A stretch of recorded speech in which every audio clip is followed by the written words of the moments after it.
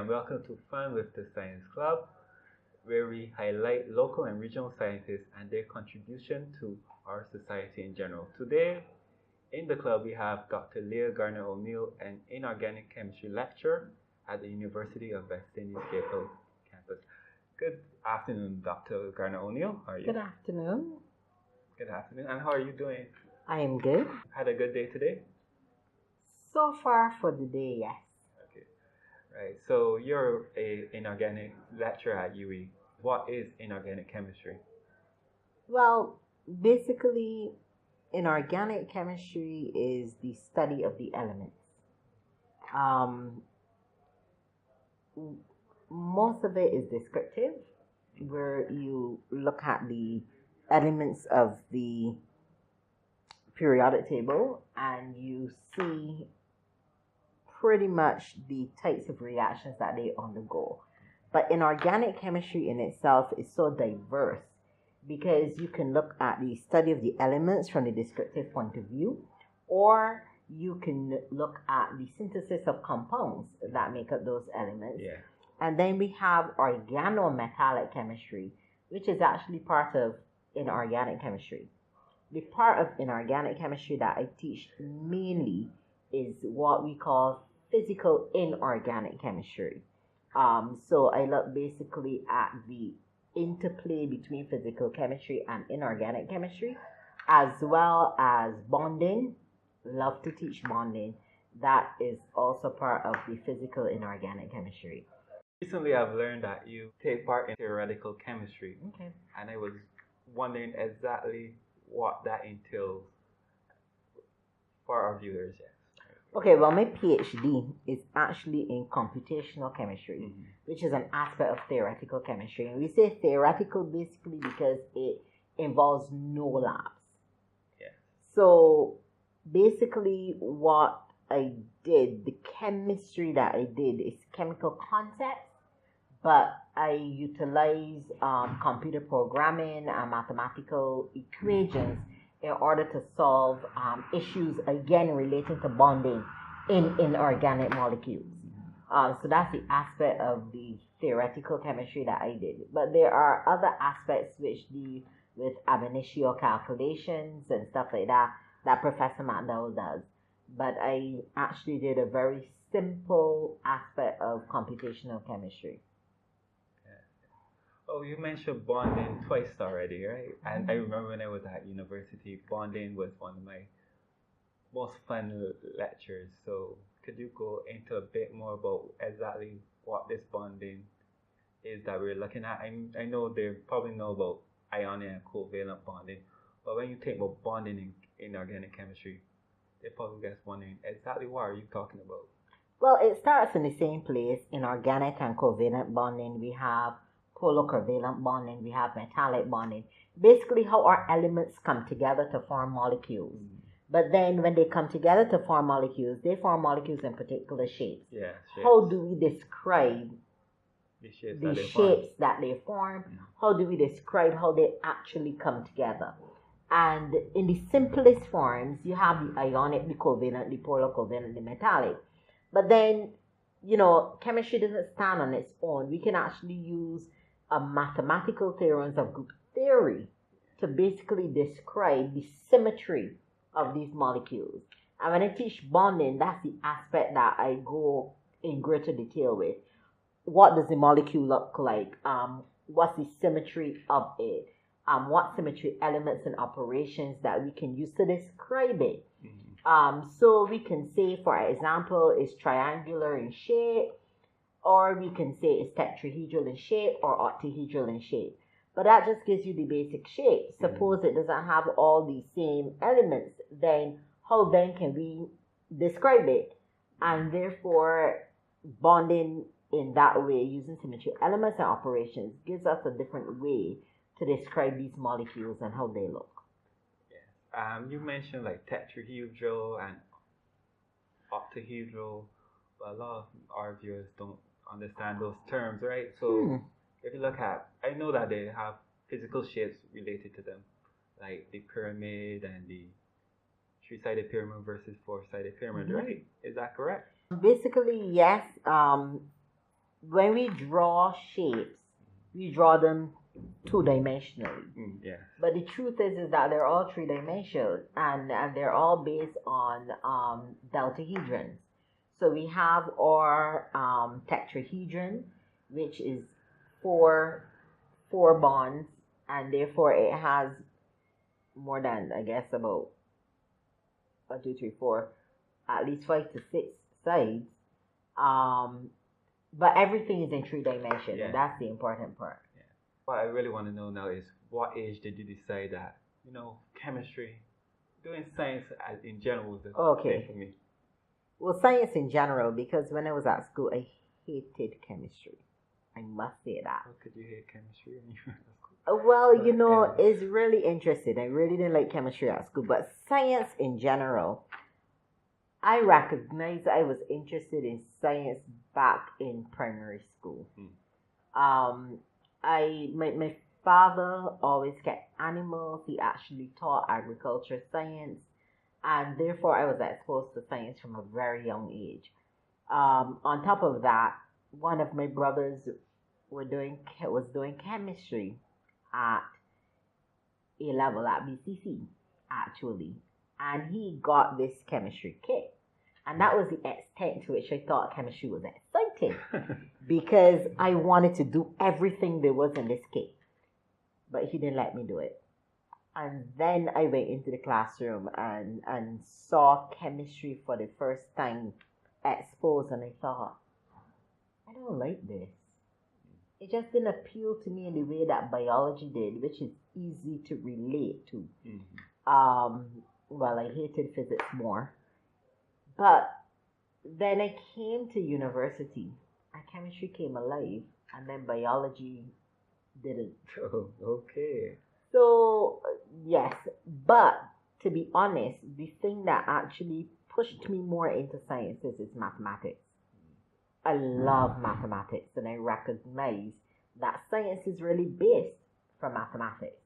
And once I put those two things together, and that's one of the reasons I chose computational chemistry, because it allowed me to marry the math that I love with the chemistry that I was actually beginning to have a love affair with as well. And that brought it together. Very good for me. Okay.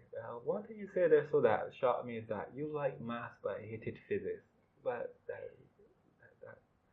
how is that possible? Because I like math and I like physics. Well, that is interesting because, I always say the teacher you're exposed to can either make or break you when it comes to your attitudes towards a particular subject area.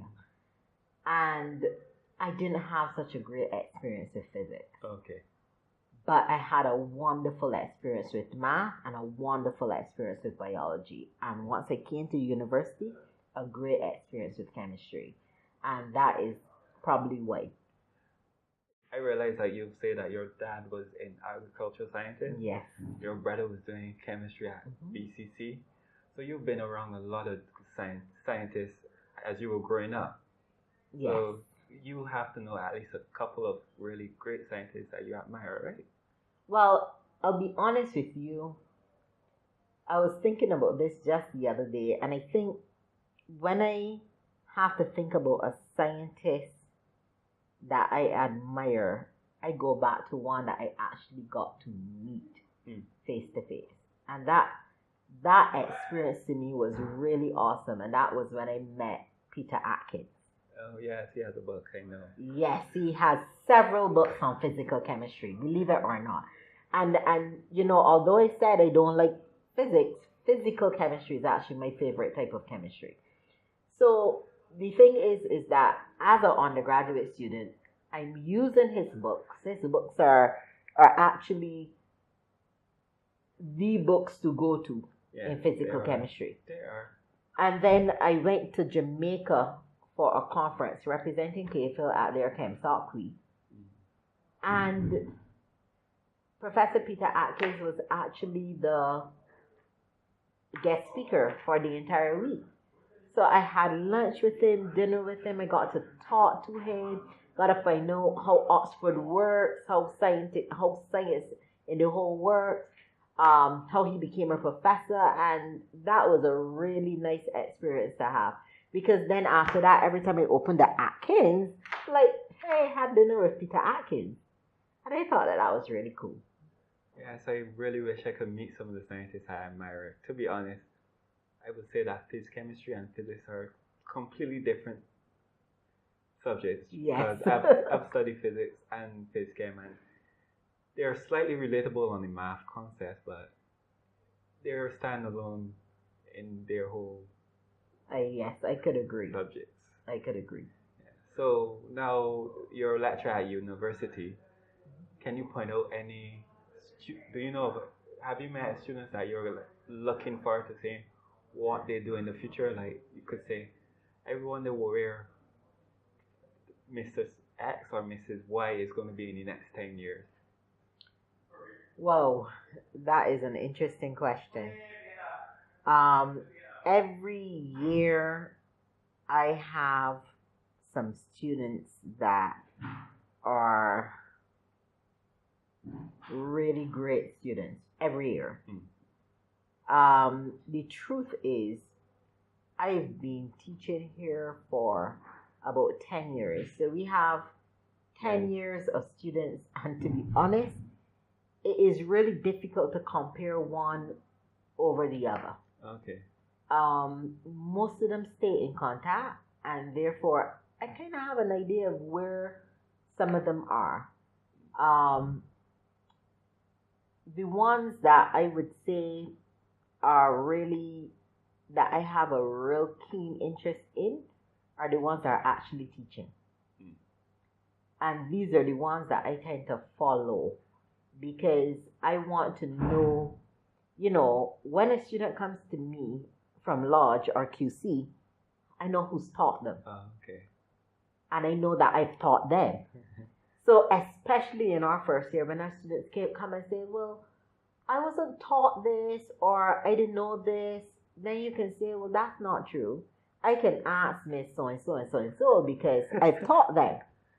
And that is interesting to me. So I stay in contact with them. And plus, science and education coming together, that's my thing. So I like to keep in contact with those students.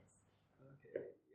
Since you work with both education and science, what career path do you see available for young students that are graduating? Well, you know what? I think that for students that are graduating, the options are endless. They don't see it that way. The tradition is thought that if you do chemistry, because we're speaking chemistry, for example, if you do chemistry, you're either going to be a teacher or a doctor in the long run, or quality assurance technician. Or quality assurance technician. But the truth is if you think about the skills that you have accomplished or attained through your chemistry degree, your critical thinking skills, your analytical skills, your ability to experiment, and knowing how to experiment, those skills, your communication skills, your presentation skills, those skills can take you a whole lot further than just the lab or just the classroom. And to me, that is where our students need to begin to see themselves. So entrepreneurship, I think, is an excellent option. From food industry to makeup, cosmetology, to making shampoos, wines, whatever it is, you have the skills at the end of this degree to be able to do that. Entrepreneurship in terms of opening your own school. You don't have to be in the traditional classroom. You can open your own school and you can have schools of sciences, academies of sciences. That's another option there. I've had students that went into banking and move up in banking a lot faster than those students who did banking and finance, for example. And they did very well because of the analytical thought, the logical thinking, the critical thinking skills that come almost second nature to scientists, right? It's true. And that's the way they I had students that went into forecasting, financial forecasting, with a chemistry degree, right? And these are things that our students have to recognize are options for them. Occupational health is a big area now. Safety is also another big area that our students can go into, and a number of our students have gone into that. Industrial hygiene is another area that our students, another non-traditional area. But because of how the world is going now, those are some of the options that our students can take. Things like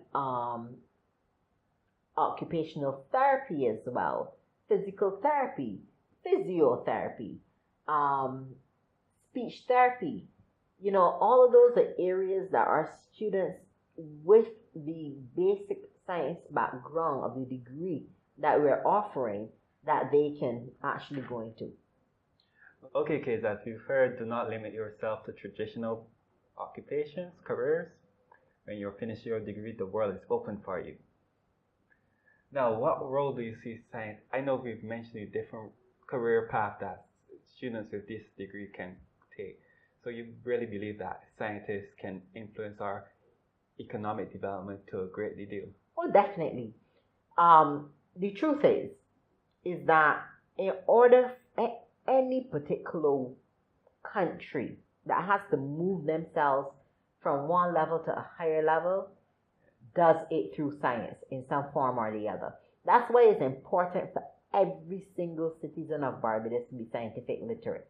Mm-hmm. There is nothing at all that you can do that you do not need scientific literacy in order to understand.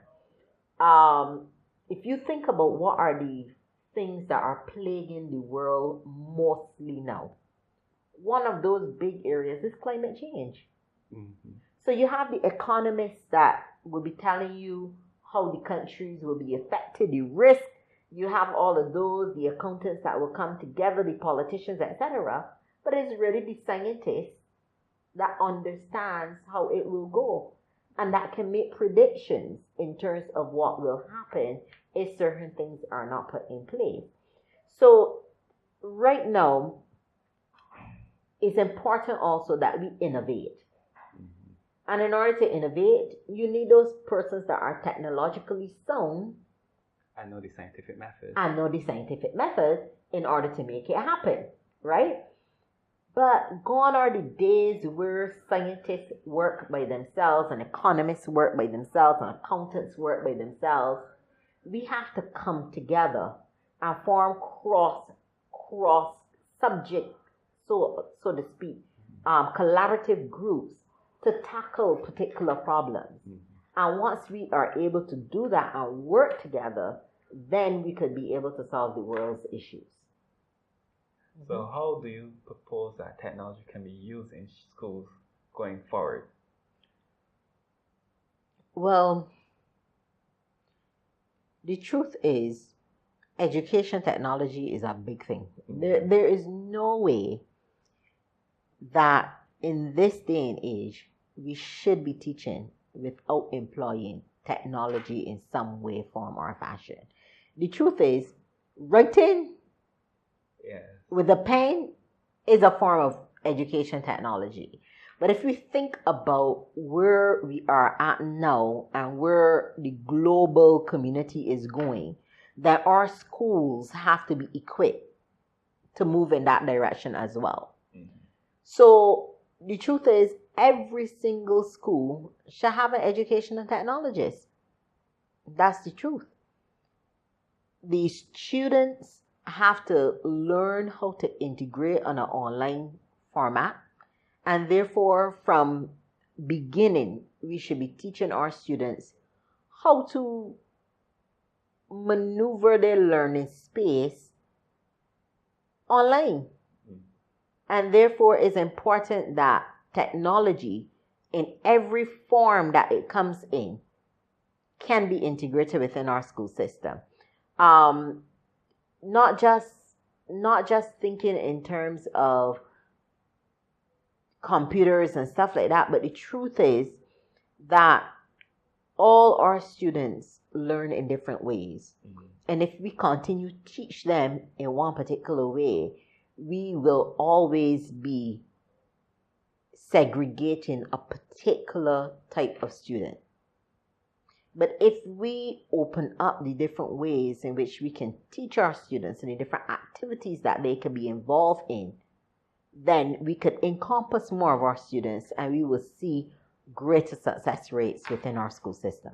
It is important that we embrace other aspects of technology as well. And last question is, what advice would you give to our viewers who are thinking about going down this career path, but may not be strongly get dedicated to it? Which career path? Teaching the career or path science? Of a scientist. Oh, the career path of a scientist. Yeah.